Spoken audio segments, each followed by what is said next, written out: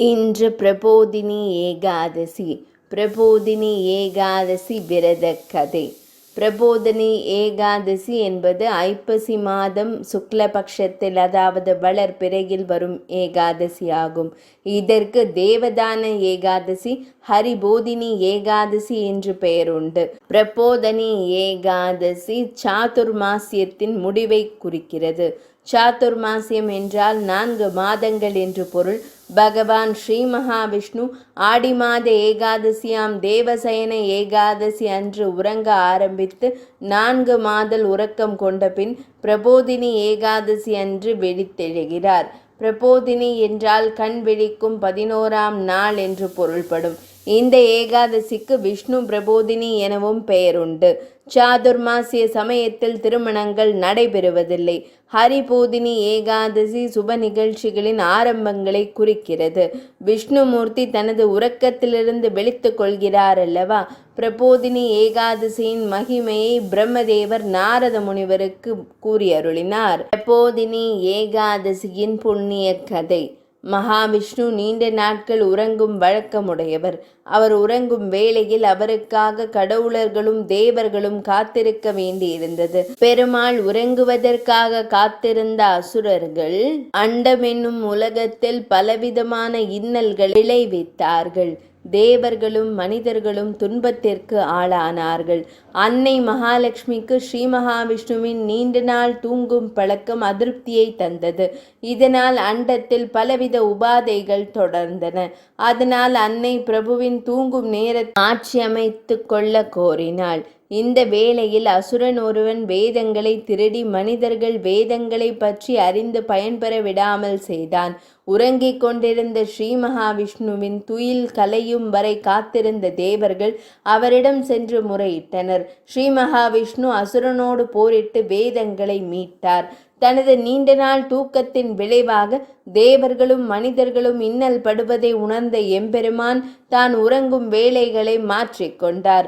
4 மாதங்கள் மட்டும் உறங்க ஆரம்பித்தார். ஆஷாட ஏகாதசியாம் தேவசயன ஏகாதசி அன்று உறங்க ஆரம்பித்து பிரபோதினி ஏகாதசி அன்று விழித்துக் கொள்கிறார். இதுவே பிரபோதினி ஏகாதசியின் சிறப்பு ஆகும். பிரபோதினி ஏகாதசியின் விரத முறை. நாரத முனிவர் அவருடைய தந்தையான பிரம்மதேவரிடம் பிரபோதினி ஏகாதசி விரதத்தின் மகாத்மியத்தை பற்றி கேட்டபோது பிரம்மதேவர் கூறியதாவது: மகனே, சகல பாவங்களையும் நொடி பொழுதில் போக்கவல்ல பன்மடங்கு புண்ணியம் வாய்ந்த ஹரிபோதினி ஏகாதசி விரதத்தை கடைபிடிப்பதனால் கிடைக்கும் பலனானது 100 ராஜசூய யாகம் மற்றும் 1000 அஸ்வமேத யாகத்தினால் கிடைக்கும் பலனை விட மேலானது என்றார்.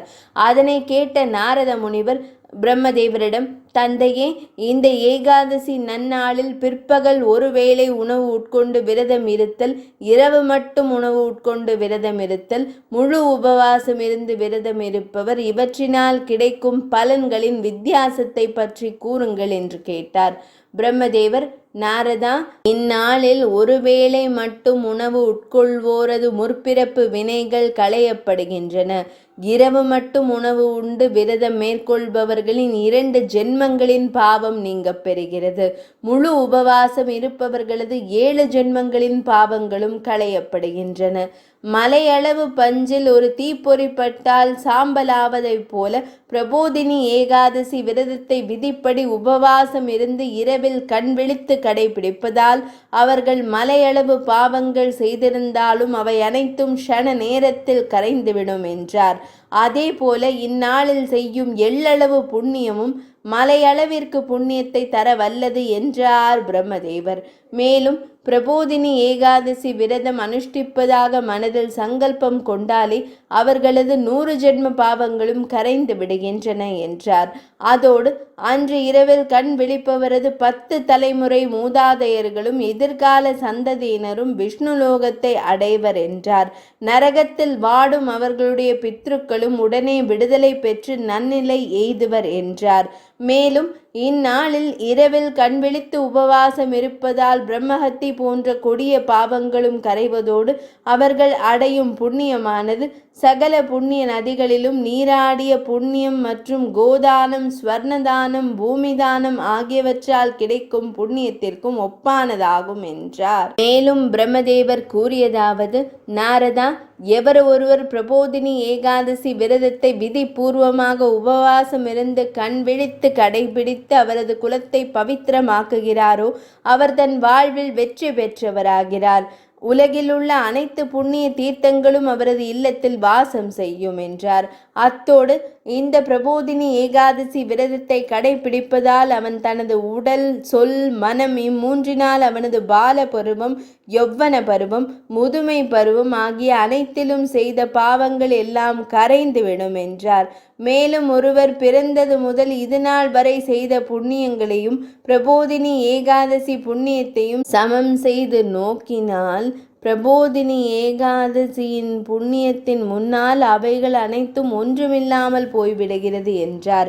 அத்தோடு இந்நாளில் செய்யப்படும் தான தர்மங்களை விட இறைவனின் லீலைகளையும் விரத மகிமைகளையும் பாராயணம் செய்வது பிறருக்கு எடுத்து கூறுவதால் இறைவன் பேரானந்தம் கொள்வதோடு இதனால் அவர் 100 கோதானம் செய்த பலனை அடைவர் என்று உரைத்தார் பிரம்மதேவர். இவை அனைத்தையும் கேட்ட நாரத முனிவர், அப்படியானால் தந்தையே, இதனை விதிபூர்வமாக கடைபிடிக்கும் வழிமுறைகளும் அதன் வெவ்வேறு புண்ணிய பலன்களை பற்றியும் தெளிவாக விளக்கி கூறுங்கள் என்றார். அதனை கேட்ட பிரம்மதேவர், நாரதா, ஏகாதசி அன்று காலை பிரம்ம முகூர்த்தத்தில் எழுந்து ஸ்நானத்தை முடித்து கொண்டு ஏகாதசி விரத சங்கல்பத்தை மேற்கொள்ள வேண்டும். அப்போது இறைவன் ஸ்ரீஹரியிடம், இறைவா, இன்று முழுவதும் உபவாசம் இருந்து கண் விழித்து விரதம் அனுஷ்டித்து மறுநாள் துவாதசி என்று அன்னம் ஏற்பேன். அதுவரை தாங்கள் என்னை காத்தருள வேண்டும் என்றும் விரதத்திற்கு எந்த பங்கமும் வராமல் இருக்க தமது திருவருளை வேண்டுகிறேன் என்றும் பிரார்த்தனை செய்து கொள்ள வேண்டும். பிரார்த்தனை முடிந்தவுடன் பூஜை ஆராதனையோடு விரதத்தை ஆரம்பிக்க வேண்டும். இந்நாளில் இறைவனுக்கு மிகவும் விசேஷமான ஆராதனைகள் மேற்கொள்ள வேண்டும். பிரபோதினி ஏகாதசி அன்று இறை நாமத்தை ஜபித்த வண்ணம் இருக்க வேண்டும்.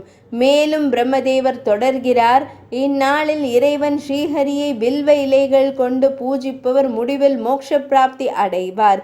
மேலும் எவர் ஒருவர் இந்நாள் மட்டுமின்றி இம்மாதம் முழுவதும் இறைவனை துளசி தலங்களால் அர்ச்சிக்கிறாரோ அல்லது துளசி தேவியை வணங்குகிறாரோ அவருடைய 1000 ஜென்மங்களின் பாவங்களும் நீங்கப் பெறுகிறது.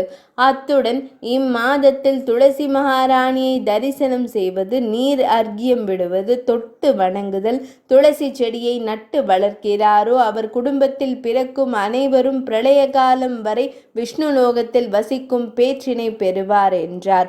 அத்துடன் இந்நாளில் இறைவன் ஸ்ரீஹரியை கதம்ப மலர்கள் கொண்டு அர்ச்சிப்பதால் அவர் பேரானந்தம் கொள்கிறார் என்றும் அவருடைய மனக்குறைகள் அனைத்தையும் நிவர்த்தி செய்வார் ஸ்ரீ மகாவிஷ்ணு என்றும் பிரம்மதேவர் கூறினார்.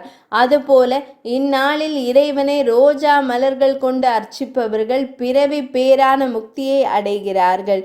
சாமந்தி மற்றும் அசோகா மலர்களை கொண்டு அர்ச்சிப்பவர்கள் வாழ்வின் இறுதி வரை சுக போகங்களுடன் வாழ்வர். மேலும் அருகம்புல் தளங்களால் அர்ச்சிப்பவர் வழக்கமான பூஜையை விட 100 மடங்கு அதிகமான பலனை பெறுகிறார். வன்னி இலைகள் கொண்டு அர்ச்சிப்பவர் நரகத்தின் கொடுமையான பாதையை எளிதாக கடந்து செல்வர் என்றார். அத்துடன் செண்பக மலர்களால் அர்ச்சிப்பவர்கள் பிறப்பு இறப்பு என்னும் ஜனன மரண சக்கரத்திலிருந்து விடுபடுவர் என்றார். மேலும் தங்கத்தாலான தாழம்பூ மாலையை இறைவனுக்கு சூட்டி வழிபடுவோரது கோடி ஜென்மங்களின் பாவங்கள் நீங்கப் பெறுகிறது என்றார். மேலும் சிவந்த நறுமணம் மிக்க தாமரை மலர்கள் கொண்டு இறைவனை வழிபடுவோர் தேவ நகரமான ஸ்வேத தீபத்தில் வசிக்கும் பேற்றினை அடைவர் என்றார். இவ்வாறு இறைவனை அவரின் லீலைகளை எடுத்து கூறும் கதைகளை ஸ்ரவணம் பாராயணம் செய்து இரவு முழுவதும் கண் விழித்து வழிபட வேண்டும். இவ்விதம் இரவில் விரதமிருந்து வழிபடுவோர் அதிகாலையில் சுத்தமான நீர் நிரம்பிய நதியில் ஸ்நானத்தை முடித்து கொண்டு இல்லம் திரும்பி வழிபாடு செய்ய வேண்டும். அதன் பிறகு பிராமண போஜனம் செய்வித்து அவர்களுக்கு தட்சிணை அளித்து அருளாசிகளை பெற்று நியமத்துடன் விரதத்தை முடிக்க வேண்டும். விரத நாளன்று இரவில் ஸ்நானம் செய்தவர் தயிர் மற்றும் தேன் தானம் செய்ய வேண்டும். பழங்களை விரும்புவோர் பழங்களை தானம் செய்ய வேண்டும். மேலும் ஒரு பெண் தனது கணவரின் அனுமதி இல்லாது விரதம் கடைபிடித்திருந்தால் தகுதியான பிராமணனுக்கு காளையை தானமளிக்க வேண்டும்.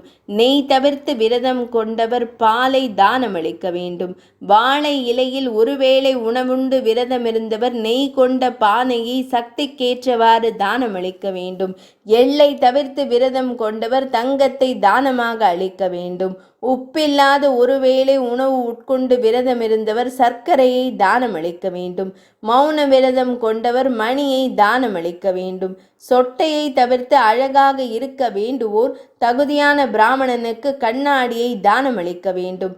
மேலும் சாதுர்மாசிய விரத காலத்தில் ஏதாவது பொருளை துறந்திருந்தால் அதனை துவாதசி அன்று பிராமணர்களுக்கு தானம் அளித்த பின் மீண்டும் ஏற்க வேண்டும்.